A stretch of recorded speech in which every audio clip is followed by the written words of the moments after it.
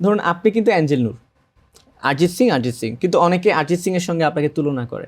কারণ ব্যাপারটা কি, ওদের গানগুলো এইভাবে গাওয়ার আরেকজন মানুষ তো এরকম খুব রিসেন্ট সময় আমরা দেখি নাই, তো এই জন্য মানুষ বলে যে আমরা আমাদের ওই গৌরব করা, আমাদের দেশের এঞ্জেল নূর বলার গৌরবটাই আসলে আমরা হারাই ফেলছি। আমরা এতটাই হচ্ছে হলো অন্যান্য জিনিস ইনভলভ, অন্যান্য দেশে অন্যান্য আর্টিস্ট বেশি ইনভলভড। সিম্পল জাস্ট একটা কাটা তার ছাড়া আসলে ভারত, বাংলাদেশ কিংবা পাকিস্তান বা মায়ানমারের আর কোনো পার্থক্য নাই। ওখানে পাহাড় আছে, নদী আছে, সমুদ্র আছে। আপনি সমুদ্র আলাদা করেন, সমুদ্রের পানি আলাদা করতে পারবেন? অবশ্যই না। কোনো পাখিকে বলতে পারবেন যে তুমি ইমিগ্রেশন লাগবে, তোমার তোমার ভিসা লাগবে, তুমি ওই দেশে যেতে পারবা না? পারবেন না। সৃষ্টিকর্তা নিজেই এটা পৃথিবীতে দেয় নাই। যদি এই ডিভাইডেশনটা দরকারই হইতো, তাহলে সৃষ্টিকর্তা নিজেই বর্ডার দিয়ে দিত যে এই জাতির সাথে এই জাতি মিশবে না, এভাবে বর্ডার দিয়ে দিলাম। আমরা আমাদের মধ্যে সমস্যা যে আমরা আলাদা করতেছি যে কোনো কিছুকে। এই যে আমাদের দেশের অরিজিৎ সিং, আমাদের দেশের ওই রকম মানুষ হওয়ার জন্য আমার যে স্ট্রাগল করা দরকার 30-40 বছর, ওটা কি আমি করছি? এ কথা বলাটাই ঠিক না। আপনি প্রাউড করে এটা বলা শেখেন যে হ্যাঁ, ওর 5-6 বছরের ক্যারিয়ার, ওর যদি আবার আছে, এটা আমাদের এঞ্জেল। হুম হুম হুম। আমাদের এই সেলফ প্রাউড করাটা, সেলফ রেসপেক্টটা আমাদের শেখা উচিত। আমাদের অডিয়েন্সের এটা নাই। রবীন্দ্রসঙ্গীত অনেক আগের গান, মান্না দে স্যারের গানগুলো অনেক আগের গান, কিন্তু এখনো কিন্তু মানুষ এগুলোর প্রতি মানুষের আবেগ আছে, মানুষের ভালোবাসা আছে। আমি ওই রকম গানই বানাইতে চাই বলেই আমি যদি আবার তিল বানাইতেছি, কারণ এগুলো আমার গান, আমার জীবনের গল্প। আমি যদি আমি তোমাকে ভালোবাসি, তুমি আমাকে ভালোবাসো, তোমাকে ছাড়া বাঁচবো না, তাই যদি করতাম, অনেক হিট হয়ে যেত, অনেক ইজিলি আন্ডারস্ট্যান্ডেবল হতো। তিলের লিরিক কিন্তু বোঝা এত সহজ না। সবাই বুঝবেও না। তিলের লিরিক বুঝতে না হলে 5 থেকে 6 বার শুনতে হবে, তারপর কিন্তু যদি বুঝতে পারে তাহলে যে মজাটা পাবে, ও আর এই গান ছাড়তে পারবে না। সো আমি এখনো পর্যন্ত ওই আমার মধ্যেই থাকতে চাচ্ছি, যাতে মানুষ একসময়, আজকে হয়তো বলতে পারছে না, একসময় যাতে বলতে পারে যে আমার দেশের ইঞ্জিনিয়ার হয়। আচ্ছা, এই যে এটা আক্ষেপের শুরুতে বললেন না যে মানুষ আমাদের দেশের প্রতিভাকে আমাদের বলে স্বীকার করতে পারে না, ওই যে তুলনায় চলে যায়, হয় ইন্ডিয়া যাচ্ছে না হয় পাকিস্তানে যাচ্ছে। আমাদের মধ্যে এই পরনির্ভরশীলতা সৃষ্টি হলো কেন? কারণ আমরা তো এটার অনেকগুলা কারণ আছে। কারণ আমাদের, ফর এক্সাম্পল, আমি নিজেকে আমাদের মিউজিক ইন্ডাস্ট্রি বলে মনে করি না এখনো। কেন মনে করি না? কারণ আমি আমার ইউটিউব চ্যানেল, আমার ফেসবুক পেজ, আমার লোকজন নিয়ে আমি গান করছি। কেউ আমাকে তুমি আমার এই গানটা গাও তো বলে আমি তোমাকে প্রমোট করছি বলে এমন কিছু কখনো ঘটে নাই।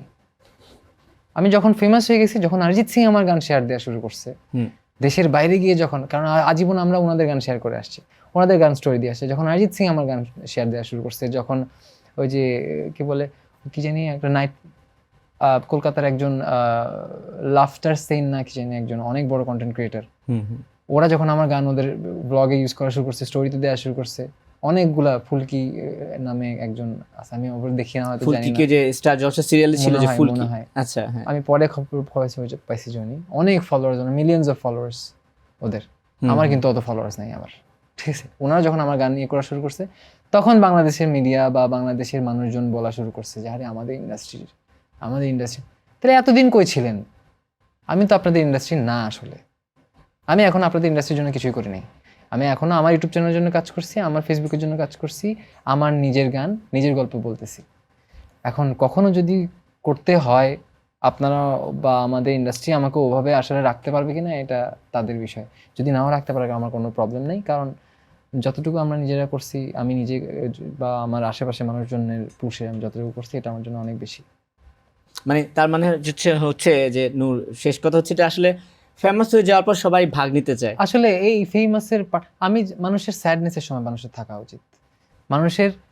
আর আমাদের মধ্যে অনেক জেলাসি আছে, আমি অনেক বুঝছি। ইভেন আমি একটু মোটামুটি ফেমাস হওয়ার পরেও আমি যতজন, আমার কিন্তু মিউজিক ইন্ডাস্ট্রির সাথে খুব একটা উঠা বসা নেই। হুম। মিউজিক ইন্ডাস্ট্রি কোনো বড় মিউজিশিয়ান বলতে পারবে না যাদের সাথে আমার খুব একটা উঠা বসা আছে, চলাফেরা আছে, কখনো দেখবেনও না, ঠিক আছে? সো এখন যদি আমি ওই ভাইবটাও পাই নাই যে আমি গিয়ে ওভাবে ওনাদের সাথে ইন্টারাকশন করব বা কিছু। কিন্তু আমি নাম বলতে চাই না, অনেক মিউজিশিয়ানদের ইন্টারনালি আমাকে নিয়ে কনভারসেশন হয়েছে, এটাও আমি জানি। অনেক বড় বড় মিউজিশিয়ান। আচ্ছা, কি ধরনের কনভারসেশন?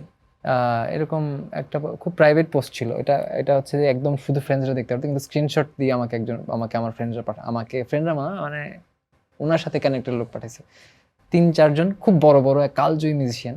আচ্ছা। দে আর টকিং অ্যাবাউট মি, এরকম যে একজন পোস্ট করছিল যে এঞ্জেলের এই গানটা খুব ভালো লাগছে আমার, হুম। কোনোভাবে না শুনে পারতেছি না যদি আবার। তখন কমেন্ট হচ্ছে, হ্যাঁ কি জানি একটা আছে, গলাটা খুব একটা দরজ না, দরাজ না কি, হ্যাঁ দরাজ। দরাজ, খুব একটা দরাজ গলা না, কিন্তু কি জানি একটা আছে, বুঝতে পারতেছে না, দেখতে একটু অন্যরকম, দেখতে একটু অথচ ওনাদের 30-40 বছর পুরোনো মিউজিশিয়ান ওনারা। আমার মনে হয় যে আরো পোলাইটলি কথা বলতে পারতো চাইলেই, যে হ্যাঁ ছোট ছেলে, অনেক কিছু শেখার আছে, ভালো গলা, শেষ। দরাজ হইতে হবে কেন সব গলা? আমি আমার মতোই, আমার দরাজ হইতে হবে না। কি জানি একটা আছে বলতে, হ্যাঁ কি জানি একটা আছে, এটা আমিও জানি, এটা আমিও বুঝি না, নাহলে না শিখে আমি তো গান গাইতে পারতাম। গান মানুষ, ছায়ানটটা এত বড় ইনস্টিটিউশন, নজরুল শিখায়, রবীন্দ্র শিখায়, আমি তো ছায়ানটের লিস্ট দেখেই তো ভয় পেয়ে গেছিলাম যখন শিখতে চেষ্টা করতেছিলাম 2 বছর আগে। আচ্ছা, চিন্তা করছিলাম যে একটু শিখি, কিছু তো জানার চেষ্টা করি, এতগুলা লিস্ট, এত জনরা, আমি তো আসলে যদি আমি একটা জনরাই ঢুকে যাই তাহলে আমি আসলে ওই জনরা থেকে বেরোতে পারবো না। এই আমি থাক বাদ দিই, আর শিখা লাগবো না, আমি রেয়াজি করি শুধু। এখন আমি ইউটিউব দেখে খালি রেয়াজি করি।